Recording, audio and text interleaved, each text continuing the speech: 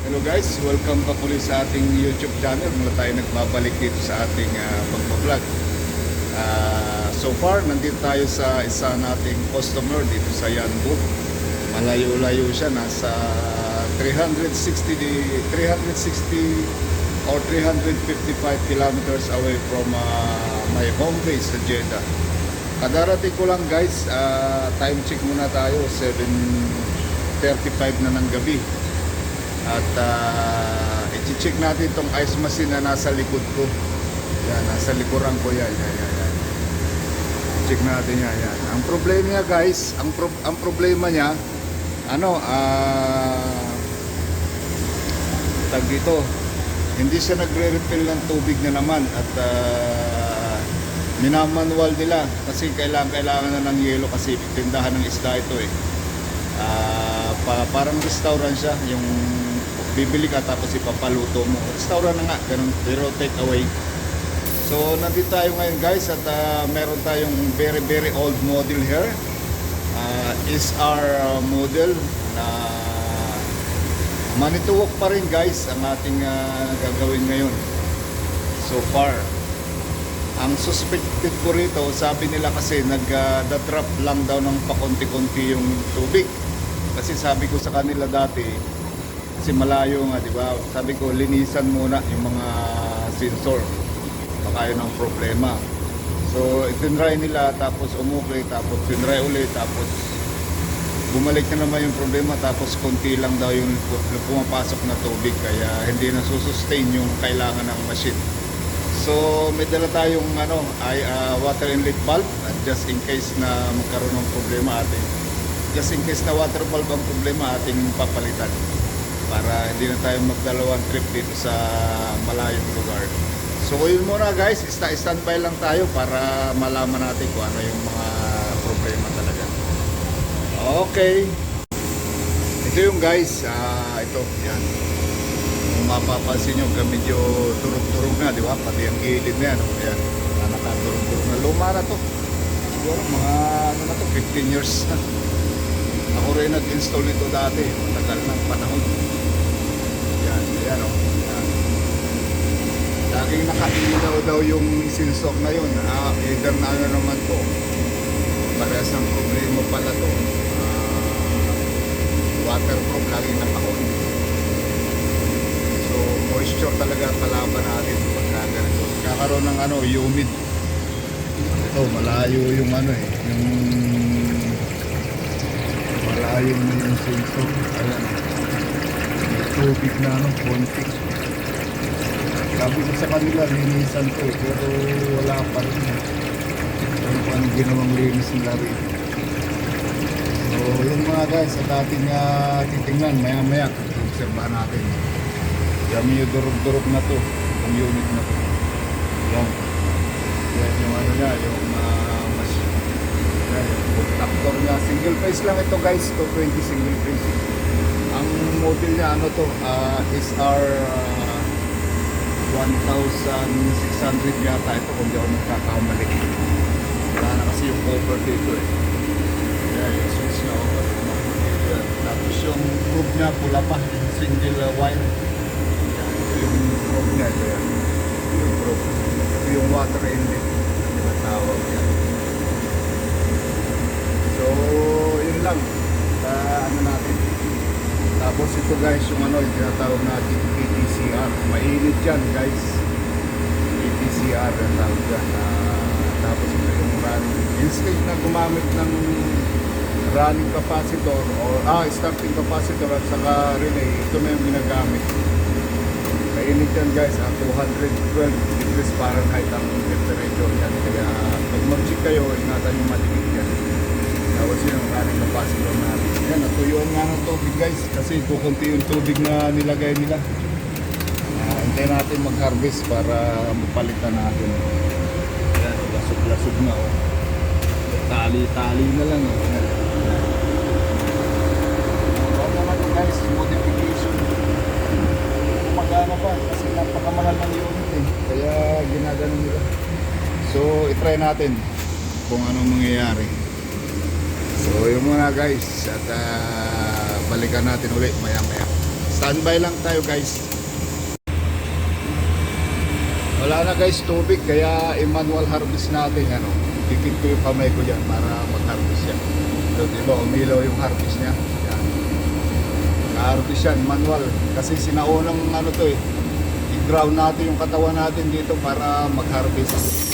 Yan, harvest siya. So, yun guys. Ang mga nangyayari ngayong kaganapan, nag-harvest na siya. Pwede na natin bitawan pag nag-harvest na. Yan. Tapos, wala talaga pumapasok na tubig. Dapat may papasok na tubig to eh. Sabihin, sira talaga yung ano yun. Solenoid valve. Ayan. Meron pero napakahina. Hindi na talaga mag-sustain yung ano. Yung bukas. Ayan. Parang ano lang to. Ayun, nawala na. Parang ihilang ng ano, ng batang maliit. Ano guys, ito yung model na napakatibay, pati yung control niya. Simula nung install to, hindi na napalitan. Yung board na yan. Kaya itong model na to is talagang matibay yan. Pati compressor niya guys. Sa 15 years, isang beses lang kami nagpalit ng compressor dito.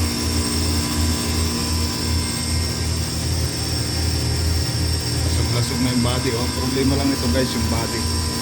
Kaya medyo durog na.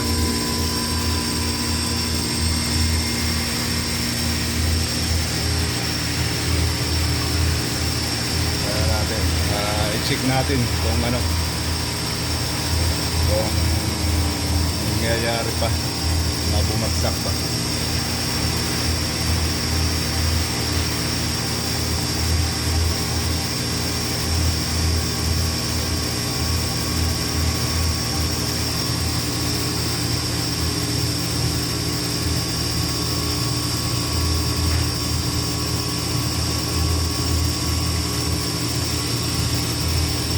Yelo, bakit? Wala yatang yelo.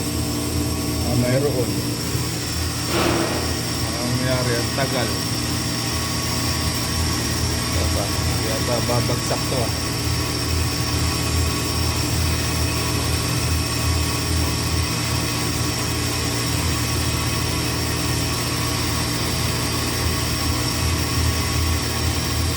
Ang tagal guys, bumagsak. Maubos na yung ilang minuto.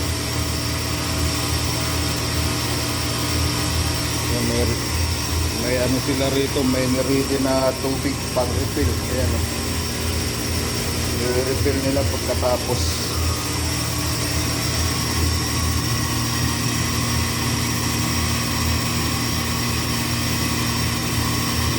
Kailangan na ng linis ko sa ano,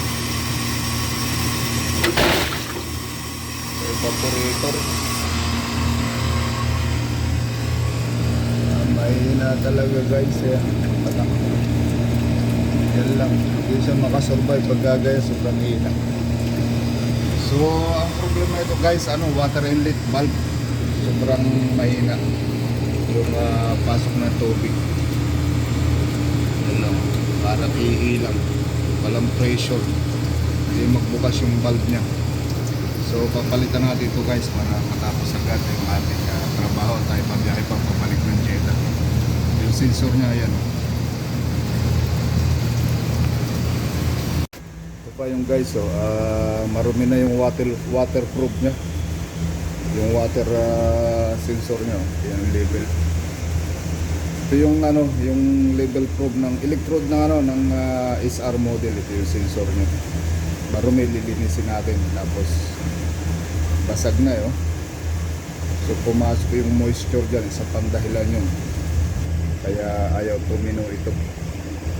Wala na tayo nito pa man din. Out of stock. Kasi matagal na tong unit na to.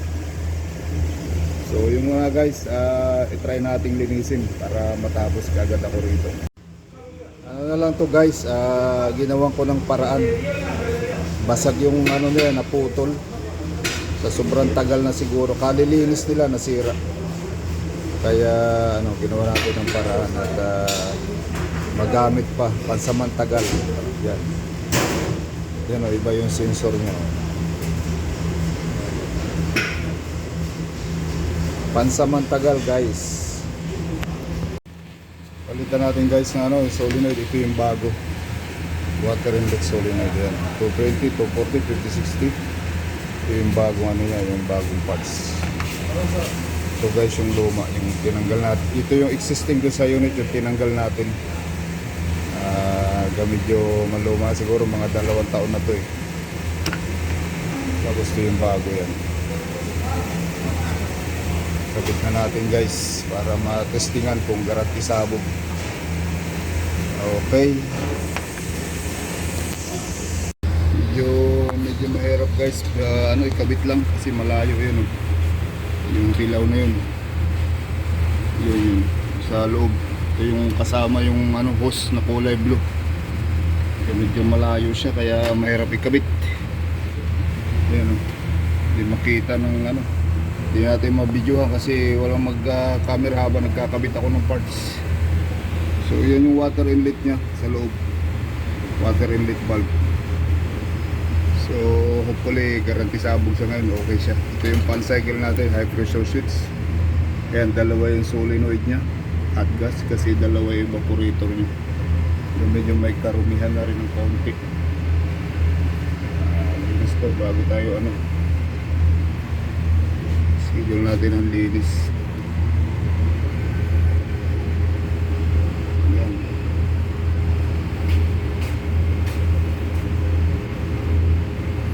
So itis natin kung papasok yung tubig na. Ito naman yung waterproof nya. Yan o. Minodify na lang natin para mapagana ba kasi ang layo eh. Pero ang tibay nito guys kasi yung pump motor niyan, yan yung kulay itim na motor na yan. Hindi pa yung napalitan simula nung ikinabit tong unit na to. Yan. Pati yung expansion valve nito hindi pa rin napalitan yan guys. Simula nung ikabit. So start natin. Start na natin. May power na siya. Power na. Start natin doon. Ice. Okay. Yan, mag-indicate siya. 3. 2. Yan, narinig nyo, nagtunog na yung hot gas. Pati yung kaso naka-disconnect na guys yung yung dump valve. Kasi nagtipid siguro sila sa water. Panlagay lang naman sa isla ito kaya hindi kailangan ng malinis na tubig. Ayan. Ito guys yung ice thickness probe natin, yung nagbiblink na yan, tinatamaan siya ng tubig. Tapos yung sa taas water probe, yan na yun.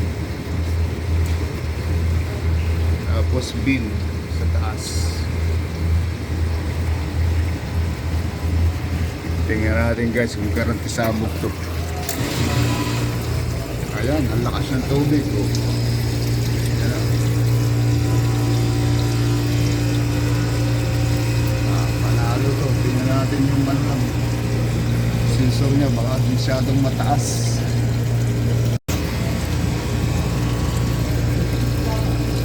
Mukhang mataas nga yung natin guys, waterproof.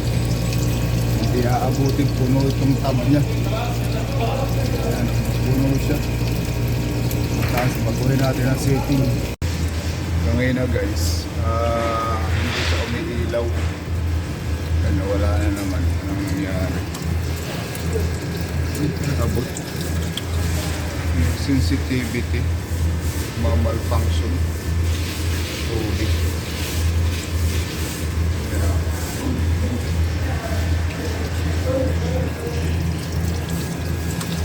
Subukan natin ulit. Isa pa. Kagana na siguro yan. I-refill na eh. Ito yun guys. Pagkatapos natin palitan yung yung water inlet valve.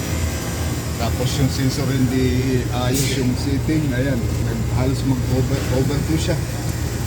Pero yan mamaya. Para maubos yung pag mag-yelo.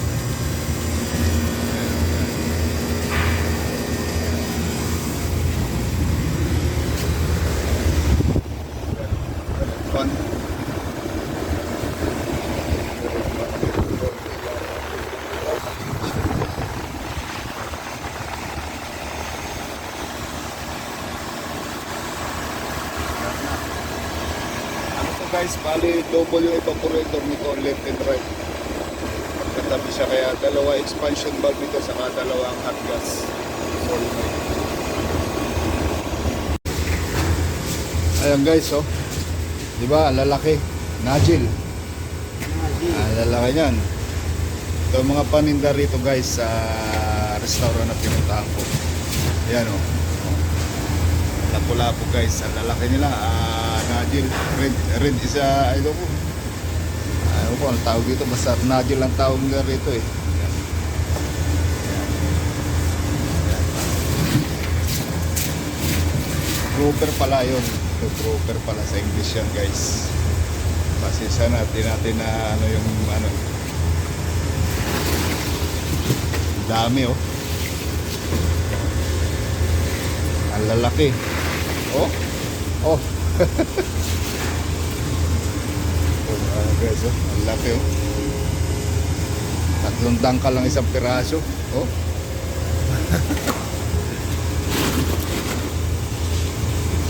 Sana guys, pag namingwit kami, makahuli kami ng ganito. Para ano, mawala man yung pagod natin pahingisla dyan sa cornice. Ayan o.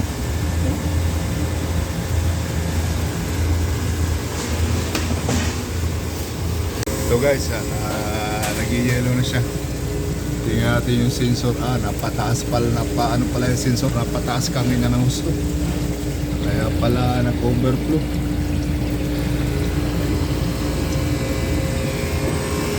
Namatay na yung ilaw, sabihin, ano na siya, bawas na yung tubig. Tingnan natin guys. Hindi pa rin. Gano'n.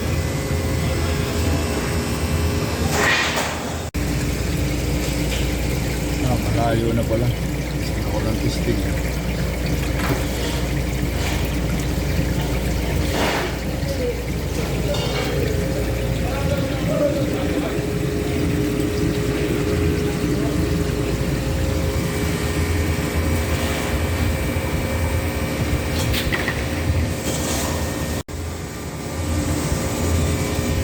Nakita nyo guys yan, yung green na yan, yan. Nagbiblink yan yung ano, sensor ng ice. Ibig sabihin, makapal na yung yelo niya, malapit na mag-harvest.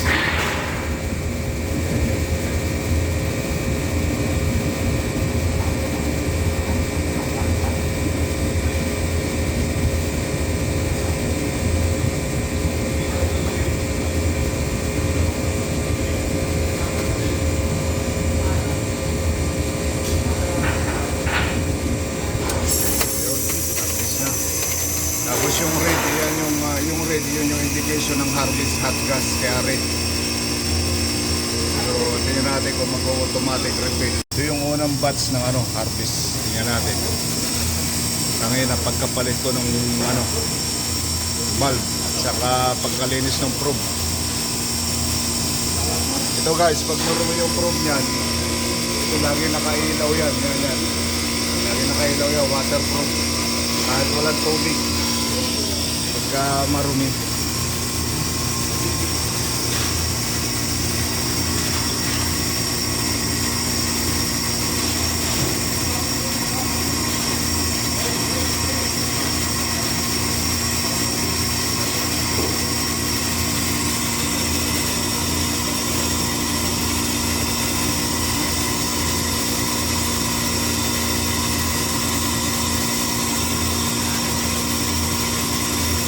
Tawar yung moderat bar.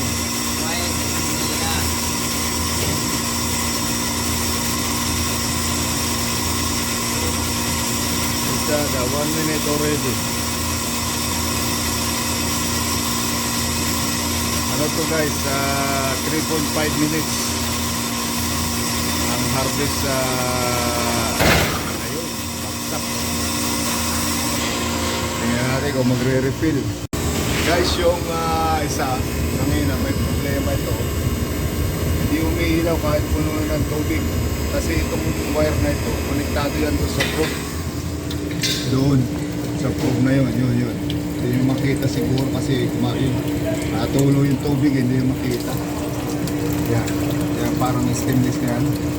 Ano yan eh, yan yung electrode. Konektado yan doon. tinanggal ko kanina, hindi pala nasalpak na mabuti yung wire. Kaya, yun lang guys. Pagka mga ganun, linisin nyo rin. Tapos ano, yun lang yung mga possible cause niya. Ayan na naman, nag-blink-blink na naman siya. Ayan, nag-refill pala siya ng tubig.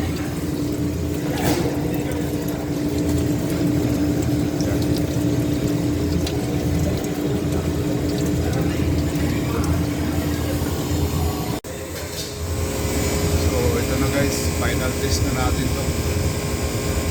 Okay na. Ayan. Paangat na siya, wala nang ilaw. Testingin natin isang harvest pa. Tayo alis at ano na, time check muna tayo. 9:25 na ng gabi. So, masyadong late na tayo nito. Biyahe pa tayo ng 365 kilometer. Pabalik sa ating home base.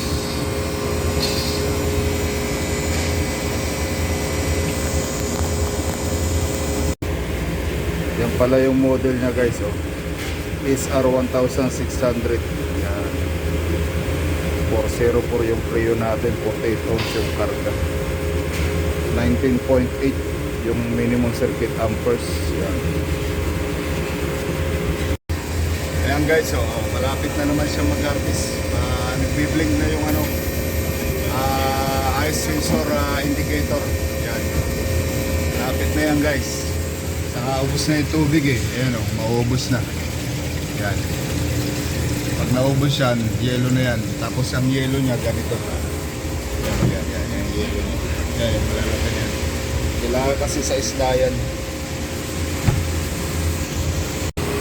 So yun na guys, nag-harvest na naman siya ng isa. At nag-refill na ng tubig. So yun lang guys, ang problema. Nag-lost contact pala yung ano natin, yung water proof connection sa joint. May joint kasi yun eh. Kaya yung ilaw kami na yung indicator, kaya dire-diretso yung refill. So para okay naman, okay na to, kaya alis na tayo maya-maya. Ninintay ko lang guys yung nagpaluto ako ng isda. 10 salmon, nagpaprito ako, saka yung ano, yung parrot fish, dalawa. Ang hapunan natin. Libre yung guys, kaya masarap mag-service sa restaurant kasi libre yung ano, pag mabait ka, mabait din sila sa'yo eh. Kaya libre yung pagkain sa atin. Nakakalibre tayo ng pagkain guys. So yun muna guys, at standby lang tayo. So na guys yung ano, yung final natin. Harvest na naman.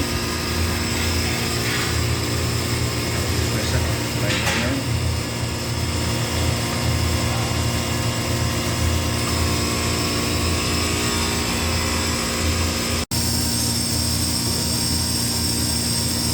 Yung guys, yung ano, yung waterproof. Yan yung control, nagpo-control ng tubig, ng valve. Pag na-touch siya sa tubig, masasarado yung valve dapat.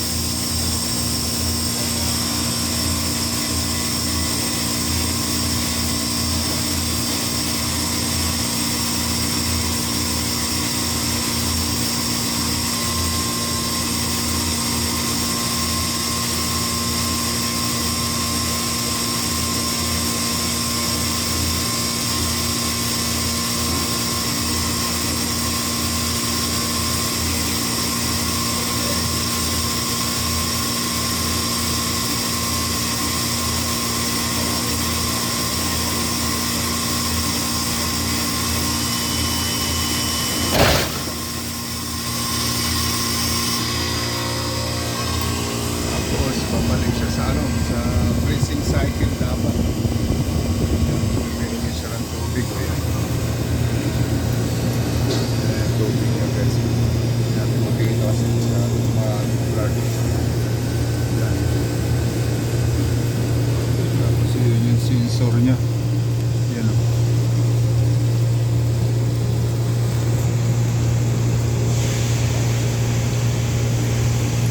Pag kumano sa tubig yan, hindi na makita kasi tumatagos na yung tubig eh. Tumutulo na. Pag puno na yan, mag-i-indicate yan dito.